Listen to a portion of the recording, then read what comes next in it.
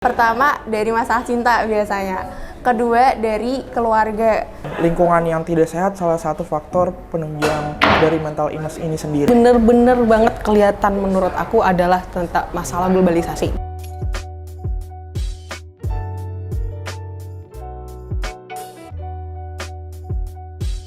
Nama aku Dias Mulia Putri, aku mahasiswa Ilmu Komunikasi 2020. Halo semua, nama aku Skara Sanofaida, aku dari Ilmu Komunikasi 2020. Halo, perkenalkan saya Maimanah, jurusan Ilmu Komunikasi tahun 2019. Halo, saya Muhammad Syaroni, Ilmu Komunikasi 2019. Nama saya Hafid Nur Ramli, angkatan 2019, jurusan Ilmu Komunikasi.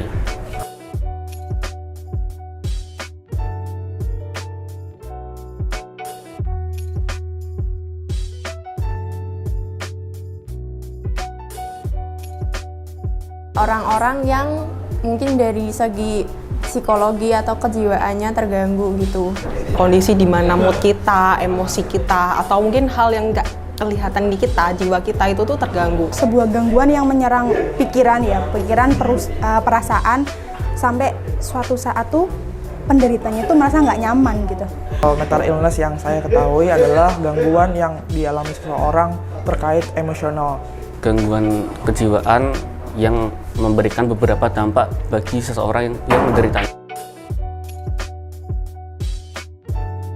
Pertama dari masalah cinta biasanya, kedua dari keluarga, dan ketiga tuh biasanya juga dari lingkungan sekitar. Jadi di diri mereka pribadi tuh kayak dianggap berat banget gitu, sampai akhirnya mereka nggak bisa ngadepin, malah jadi akhirnya mentalnya kena. Menurut aku, terutama sosial media nih, sebagian besar orang itu akan menampilkan rasa kebahagiaannya dia doang, rasa pencapaiannya, rasa suksesnya doang itu di sosial media.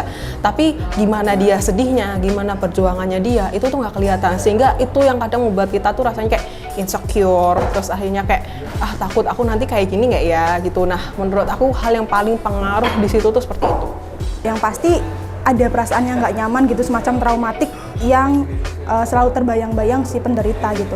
Lingkungan yang tidak sehat salah satu faktor penunjang dari mental illness ini sendiri. Di mental illness bisa dari trauma di masa lalu, kemudian bisa dari bullying oleh teman-teman di sekitarnya, dan juga dari lingkungan sekitar bagaimana dia dirawat.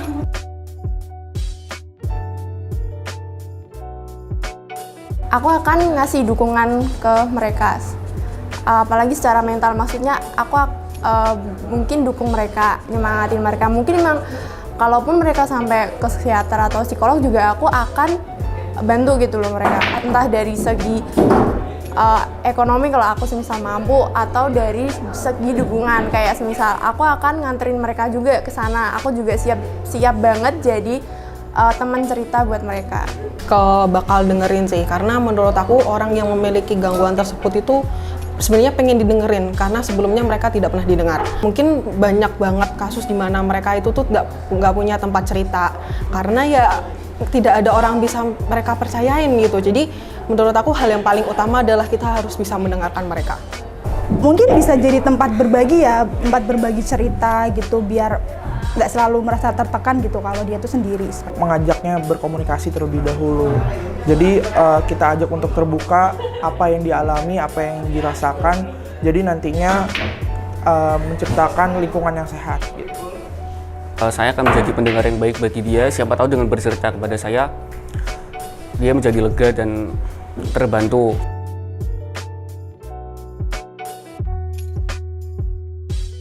Cari teman atau cari orang yang benar-benar bisa kalian ajak ngobrol, apalagi cerita. Jangan pernah semuanya kalian pendem sendiri, kalian batin sendiri sampai benar-benar kalian nggak kuat, terus akhirnya malah kalian akan meledak, malah justru efeknya tuh malah makin memperburuk keadaan gitu, sampai pada akhirnya yang keadaan terburuknya itu sampai terkena mental illness. Pesanku adalah jangan terlalu over melihat sosial media, jangan terlalu berekspektasi pada sesuatu, karena berekspektasi yang berlebihan itu tuh tidak baik. Jangan pernah merasa kayak hidupnya tuh sendiri gitu, enggak. Kamu punya teman-teman di sekitar kamu yang bisa kamu ajak cerita gitu. kurangi begadang juga ya kalau misal nggak perlu-perlu banget gitu, karena itu juga bisa mempengaruhi emosi gitu dan pinter-pinter ngontrol emosi aja sih. Tidak takut untuk menyuarakan suatu kebenaran, kemudian belajarlah untuk bersosialisasi di lingkungan sekitar kita, karena dengan begitu kita tahu apa yang kita rasakan dan orang-orang sekitar kita juga rasakan. Temukan lingkungan yang baik, yang positif, yang tepat untuk mendukung semua kegiatan ataupun hal yang ingin kamu lakukan. Kemudian kalau merasa menderita mental illness, secepat-cepatnya mungkin bisa bercerita ke teman yang tepat atau kalau bisa sekalian ke dokter gitu.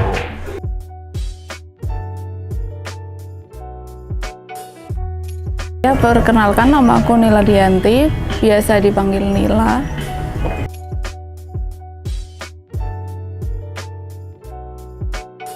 Jadi saya juga nggak tahu saya sedang kenapa. Yang jelas waktu itu saya benar-benar nggak bisa di dalam ruangan, yaitu kamar, nggak bisa, karena ketika saya sendirian di kamar, saya akan merasa hidup saya tiba-tiba gelap gitu. Kemudian beberapa hari nggak bisa tidur sama sekali, mungkin bisa tidur sejam 2 jam, itu pun mimpi buruk. Nafsu makan waktu itu turun drastis, yang saya pinginkan cuman tindakan impulsif seperti berbelanja, menghabiskan uang, dan itu saya lakukan sendirian. Ternyata setelah saya mencoba ke psikiater, itu juga suatu gejala memiliki bipolar, seperti itu.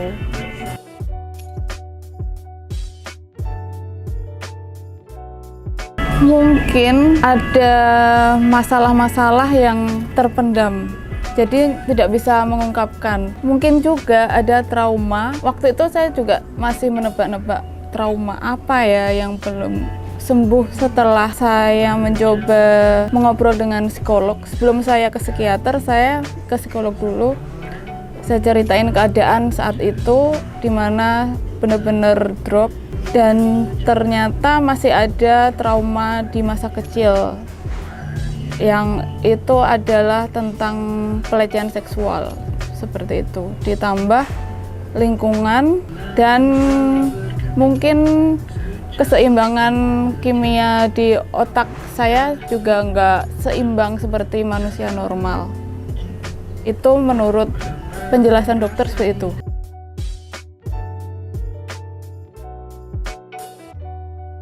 Ada pemicunya orang terdekat, tapi dia tidak berhubungan dengan pelecehan seksual, yaitu bapak saya. Waktu itu saya akan merasa tertekan ketika ada bapak saya, karena beliau memposisikan bahwa perempuan harus feminim, perempuan harus mau dandan. Dan dia selalu membahas tentang masa depan tanpa tanya, kamu kenapa, lagi apa, itu. Hanya membahas tentang masa depan dan penampilanku.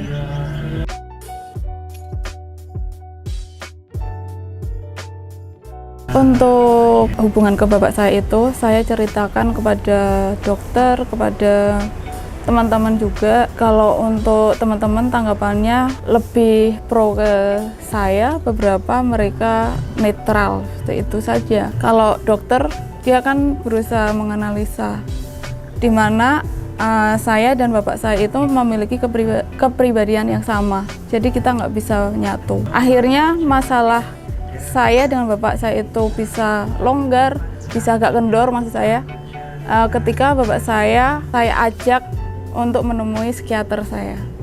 Di situ semua dijelaskan oleh psikiater saya dengan bahasa yang mudah tentunya, karena latar belakang bapak saya bukan dari pendidikan yang tinggi. Itu yang saya lakukan dan disampaikan teman dan dokter saya.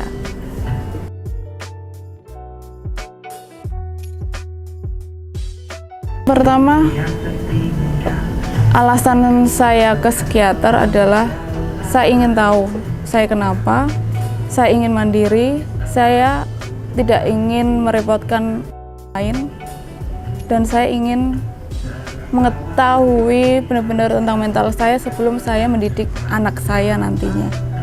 Begitu.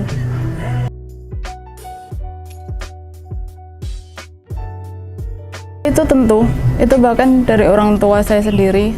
Ketika saya bercerita itu, bapakku, dia bilang itu cuman stres.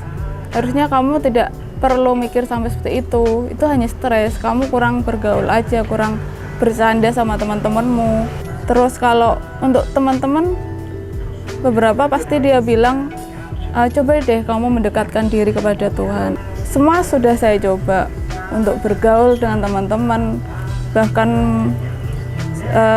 waktu di ruangan pun sedikit, waktu di kos pun sedikit. Saya coba menghabiskan semua waktu saya bersama teman-teman untuk, oh ini bukan tekanan, karena kadang saya merasa apa saya yang mendramatisir masalah saya, kayaknya nggak seberat ini deh, itu. Mungkin saya yang drama queen gitu, terus namun polanya sama, pola depresinya sama. Ketika misal mau menjelang sore, begitu pasti depresi itu muncul. Gitu.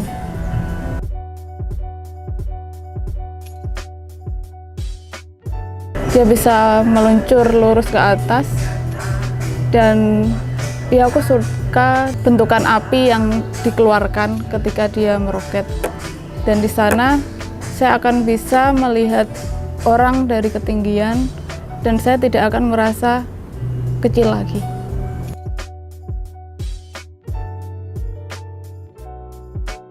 Hindari dulu orang-orang yang buat kamu down, yang sekarang disebut toksik ya. Cuman jangan langsung ketika kamu nggak nyaman sama seorang, kamu bilang dia toksik. Belum tentu kalau dia itu toksik, sama aku juga toksik, gitu kan. Itu tergantung mindset kita. Sekarang bahasa-bahasa seperti itu kayak bergeser gitu loh pengertiannya. Jadi kita nggak bisa toleransi sama sikap buruk seseorang. Dan kalau memang toksik, apalagi dari keluarga dekat, ya udah kamu harus jaga jarak. Misal kamu nggak bisa keluar dari rumah, ya udah berkegiatanlah secukupnya dengan orang rumah itu.